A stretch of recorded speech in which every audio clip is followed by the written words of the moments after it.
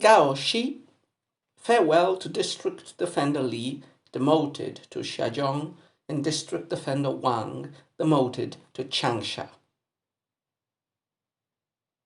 My friends, how should we feel about this parting?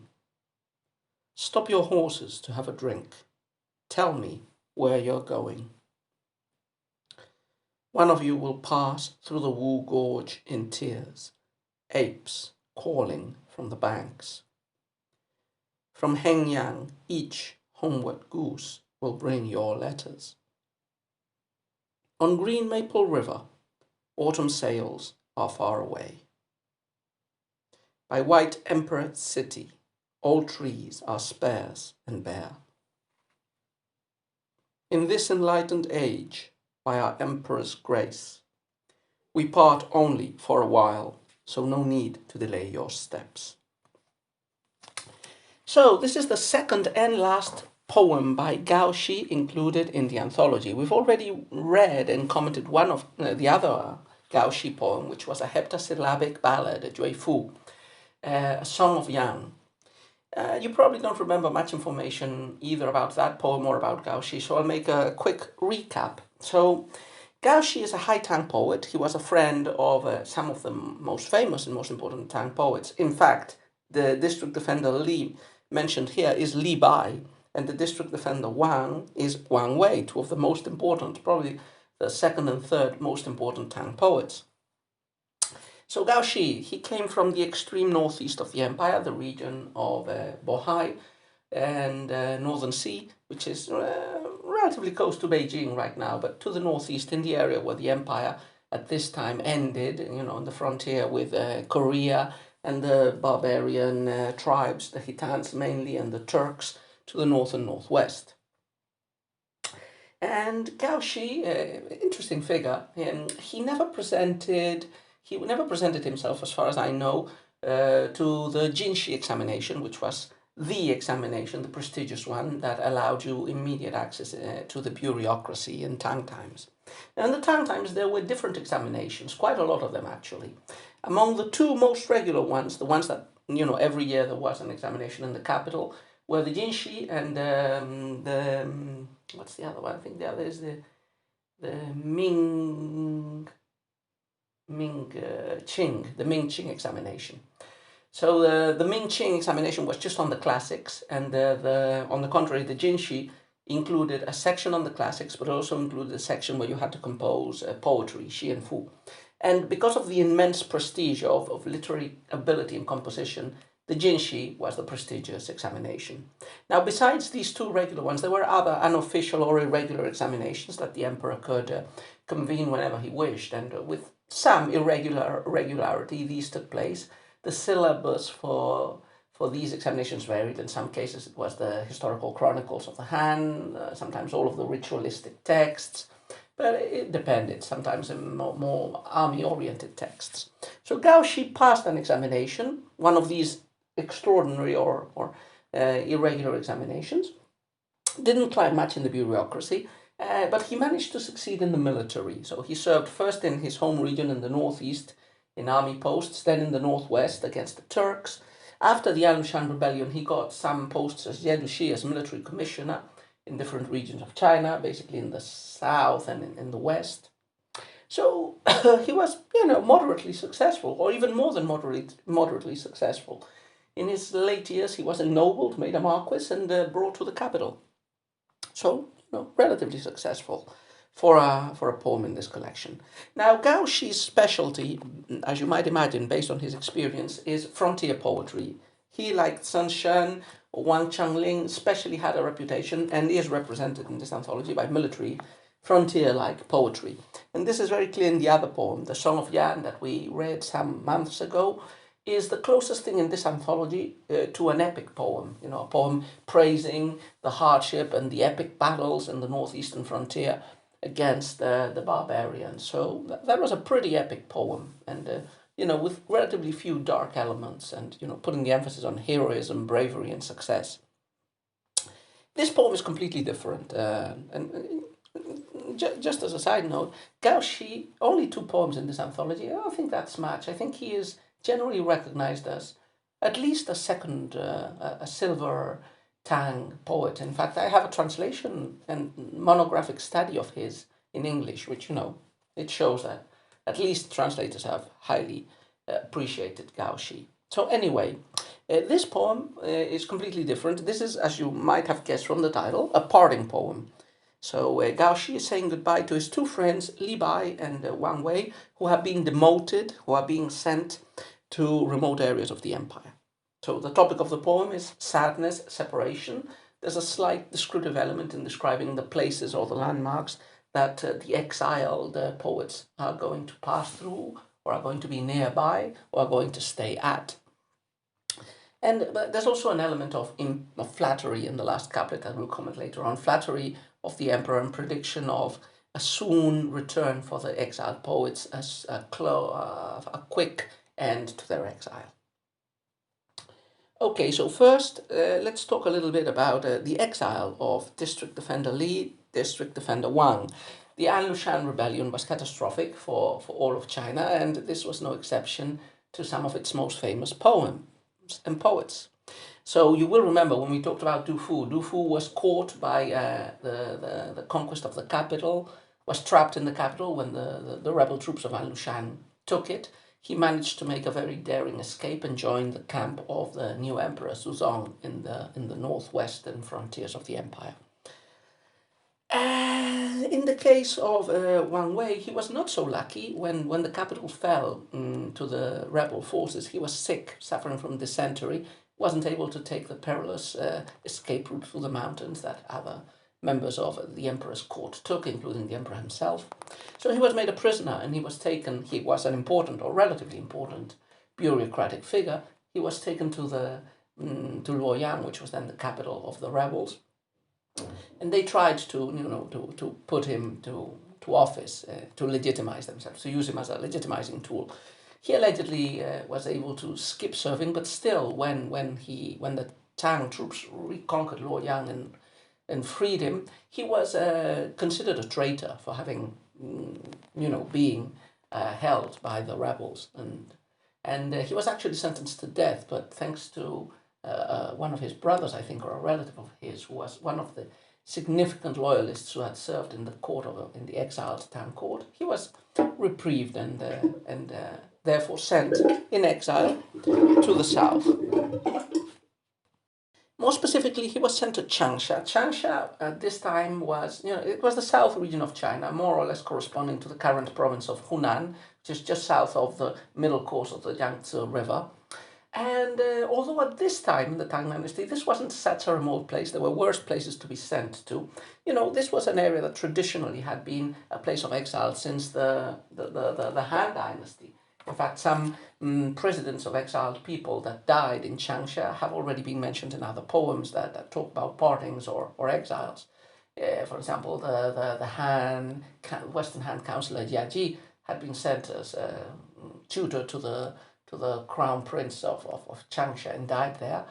And famously, the warring states councillor of the kingdom of Chu Yuan had committed suicide in the Milwo River in this area as well.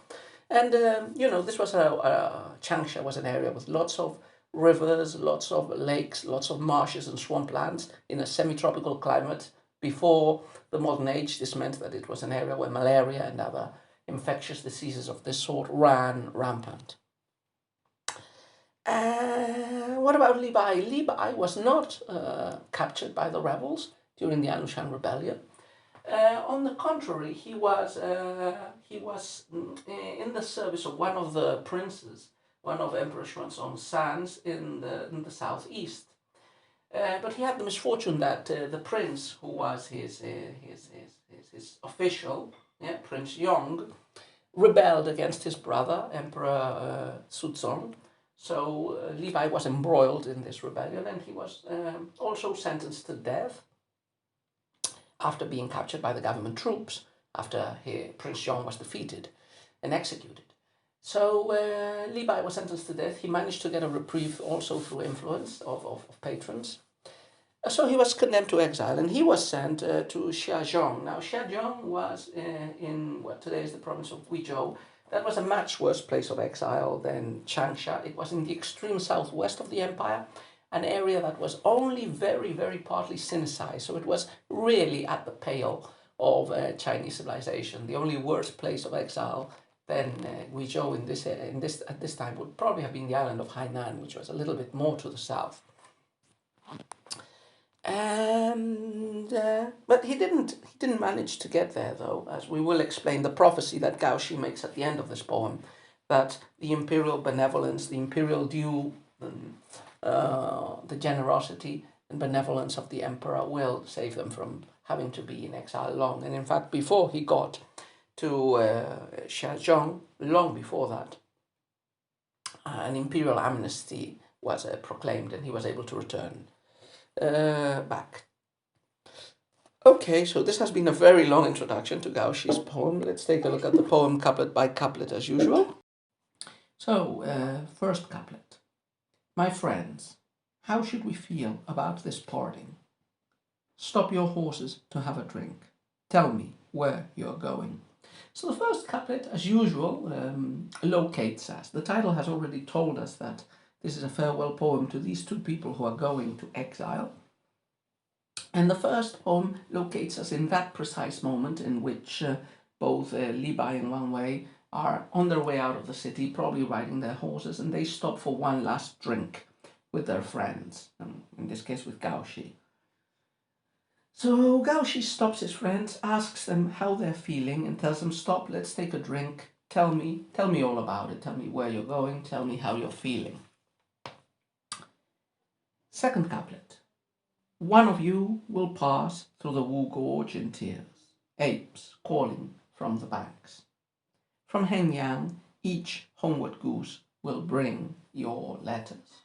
So both poets are exiled. They're not going to the same place. They're going to different places, but both have in common being in the southwest. So they will probably be following a similar route, at least part of the way. So in this couplet we get an evocation of places they are going to go through or they're going to stay at, and sad background elements that will accompany their presence and their exile there. So one of you will pass through the Wu Gorge in tears. The Wu Gorge is one of the gorges, one of the three famous gorges of the Yangtze in the area just north of Hunan.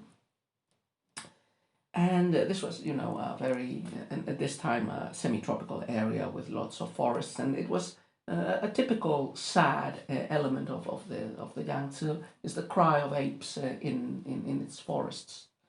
So while one of them is passing through the Wu Gorge, he will be crying, and he will be hearing the cries, echoing his own cries, his own laments of the monkeys.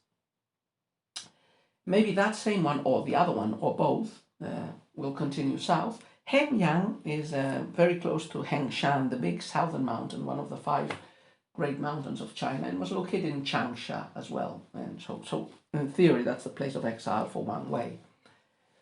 And so there, close to that mountain, the geese will be seen. Remember, geese associated with migration, autumn, with the lonely scholar official, with a desire for communication with faraway friends. So just as the image of the apes crying was made in the first line in this couplet, now we get a parallel with the homeward goose sending letters in Hengyang. So 2 parallel images, 2 animals, apes and geese. The apes are crying, the geese are returning with news or hope is expressed on that. And 2 places, Wu Gorge and Hengyang, a mountain and a river. So the places of exile are painted in front of our eyes, are made visible.